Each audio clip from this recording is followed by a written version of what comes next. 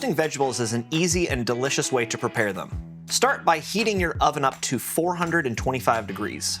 I like to line a sheet pan with foil for easier cleanup, but this is optional. You can combine almost any vegetable to roast, like onions, potatoes, bell peppers, asparagus, carrots, broccoli, cauliflower, mushrooms, turnips, or squash. After washing your vegetables, cut them into roughly uniform-sized pieces. The heavier vegetables, like potatoes or squash, will cook more slowly, so you may want to keep those pieces a little smaller than those thinner vegetables like peppers and broccoli. Spread the chopped vegetables evenly on your sheet pan. Depending on how much you want to make, you may use 2 pans. The vegetables should be spread out to cook evenly.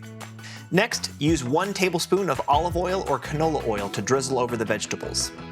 To season my roasted vegetables, I like to start with a pinch of salt and pepper. For more Italian flavoring, I add garlic, oregano, rosemary, or thyme.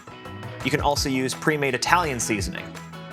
For more spice and bolder flavors, I use a little bit of cumin, paprika, chili powder, or red pepper flakes. You can get creative with the seasoning blends to make the vegetables fit what you like. Before putting them in the oven, use a spatula or spoon to mix the vegetables on the sheet pan. Cook the vegetables in the oven for about 30 minutes or until they are tender. Roasted vegetables are great to serve with rice and meat. For an easy added protein, you can add sliced pre-cooked chicken sausage. You can throw leftovers from the refrigerator for an easy microwave reheated meal.